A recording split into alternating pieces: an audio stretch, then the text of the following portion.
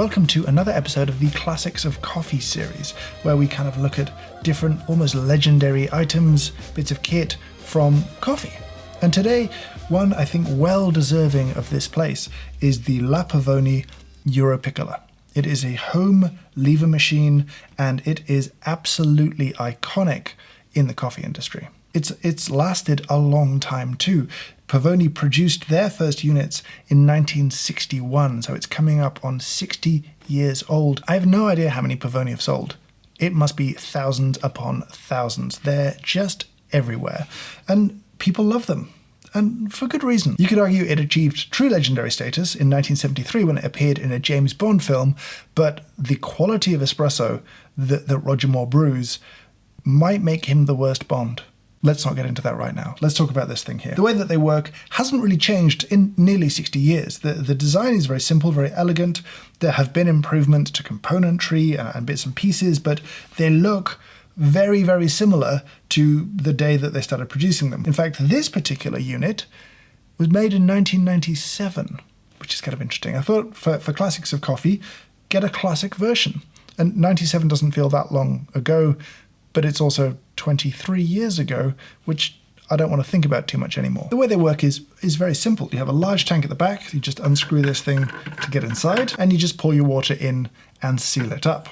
You have on the side here, and I think they appeared relatively early on, though the first machines didn't have them, is a fill level gauge, so you can see how much water is inside the boiler, so you know if there's enough there, or you're running out, or you need to refill it, or you probably shouldn't use it without filling it up first. Once you turn this on, there's a little element in the bottom here, and it boils like a kettle. It's about 1,000 watts, and it will boil the water in here, and once it reaches the desired temperature and pressure, it will stop heating. So here's your reservoir of boiling water. Inside, there's a little tube that runs from down quite low in the boiler up through into the group head here. And no water can escape because there's a piston in the way.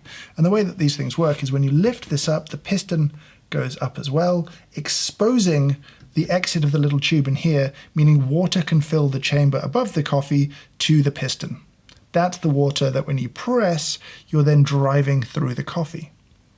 Very simple. If you press with about 20 kilos of force, you'll get about 9 bars of pressure in this particular group head.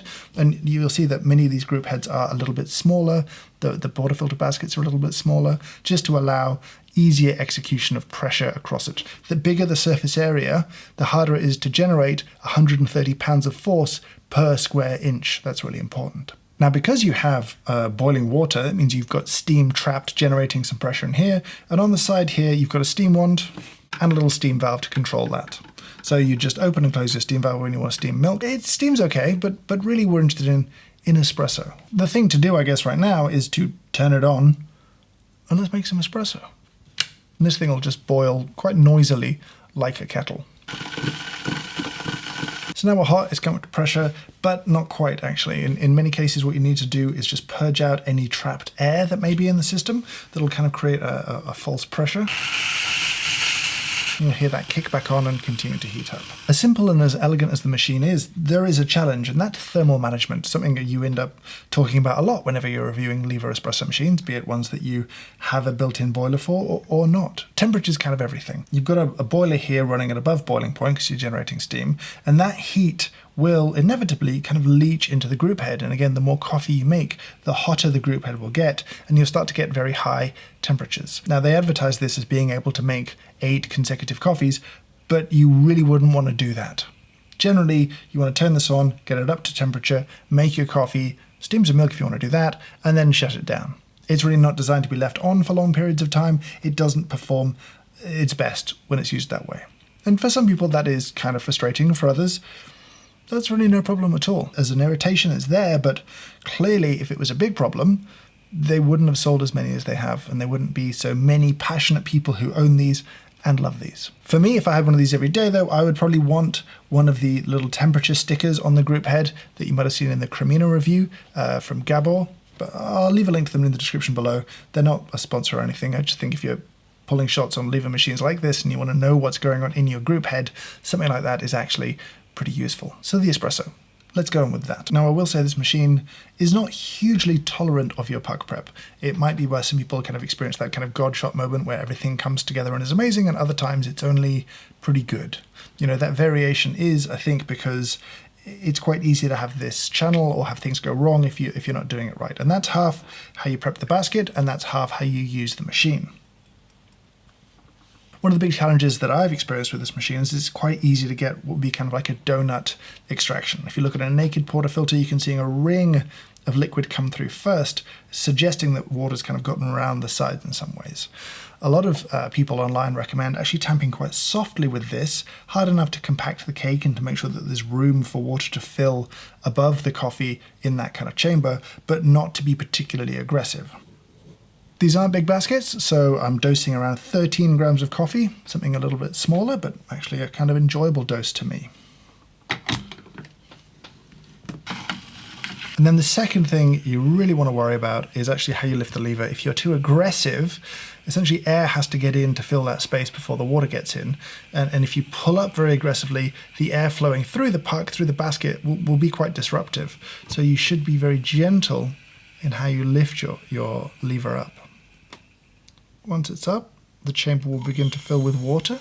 Pre-infusion is beginning at the kind of boiler pressure here, which is around a bar. And then as you get your first drops, you can begin to push. Now, this isn't the ideal angle, but we'll make it work.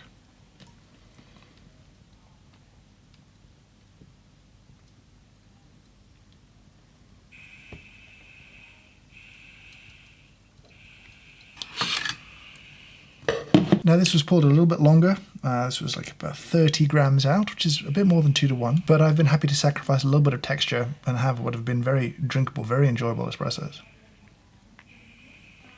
And that is a lovely little espresso. Lovely clarity, great sweetness. You could argue that maybe if I'd got my pressures a bit better by pulling the lever down at the right angle and not at a weird angle because I'm making a YouTube video, then it might have been better. You might wonder, could this have been a little sweeter if I had nailed the temperature? But is it good? Yes, absolutely. I mean, the in, the out were all good. The timing felt about right. I wouldn't be upset to be served this in a cafe. I'd be happy to drink it at home first thing in the morning. This would be a very nice way to start my day. These are tanks, it seems like. You can buy them secondhand from all sorts of years of manufacture. They've been around a long, long time. They're not overly expensive as a brand new thing. I think they're about 550 euros. That's not cheap, but you know, the last machine I think we reviewed was the Cremina, which was thousands of euros, and this is not thousands, this is half a thousand euros. They're certainly available secondhand too. There's tons on eBay or other places that you might find in your local country, and they're not particularly difficult to clean or maintain. There's a lot of moving parts. There's not a lot of gaskets to change around the piston head. You'd worry about lime scale and that kind of stuff, but again, it's a pretty simple tank and setup to descale. In terms of frustrations, there aren't too many. There's a couple things. One, this thing is incredibly hot to the touch. It will burn you if you put your hand on it. It is at 100 degrees Celsius kind of thing. So just be wary of that. This is not child friendly or safe in any way. It's very, very hot. And because it's a pressured vessel, and you're essentially filling it like a kettle, but sealing the top, if you need to replenish the water tank, you have to depressurize and cool the machine down completely, get rid of all the steam in there before you can open this, pour fresh cold water in, close it back down again, and heat it back up again. So if you've forgotten to fill it and you're running low on water, that's annoying if you've already gotten it hot. If you're trying to make coffees for multiple people, it's not super easy. But if it's just you making espresso for you in the morning, you might well have a great time. And I can see why it has been so popular. It feels intuitive, it feels easy, it's small, it would fit under any kitchen cabinet and still be easy to load with water or make coffee with. The Europiccola is small by name, but it is a titan in the world of espresso. It's been around 60 years now, or very nearly, and I think it'll be around a lot longer too. It's not high-tech. It's very simple. The components are easy to replace, easy to change. It's not a complicated machine to take to pieces, descale, any of that stuff. It's robust. It lasts for a long time. Years and years, decades, in fact, in this case, 23 years. And it looks fantastic. It makes great coffee. It's in excellent condition thanks to its careful owner. This I'll give away like anything else that I review through Patreon. And this was actually bought from one of my Patreon backers. So thank you very much for connecting me with this little machine. It's been fun to do a classic of coffee with an older unit, though I don't imagine the coffee would taste that different out of one manufactured in 2020. A few components may have changed, the drip tray may have changed, but the coffee it makes, I think, is very similar to what it made in the 60s. And that's a kind of cool thing to have in your house to make coffee with every day. It's something that has absolutely stood the test of time, quirks and all. If you're thinking about getting one, do some reading, do some research, learn about getting the best out of them. But I've got to say, it's been a real pleasure to use and have in the studio, if only briefly. Let me know your thoughts down in the comments below. Do you have one of these? Did it take you a little while to kind of tweak and find your way around to getting the best espresso that you can get out of it? Does the temperature thing frustrate you? Do you manage that temperature in different ways? Are you using cold cloths on group heads, or are you flushing water through sometimes? I would love to hear what you're using, what you like, what you don't like, all of that stuff. Please talk to us down in the comments below. Oh, one more quick thing. The Ultimate V60 Technique poster is now available. Beautiful design by Ross Becker. It's available, link down below. Again, it's limited like all the things we do at tens, hundreds, thousands. I think it's lovely. I love having it on the wall. I love the colors. I love the design. I hope you like it too. And if it appeals to you, snap one up. If not, well, that's okay. Thanks for watching, and I hope you have a great day.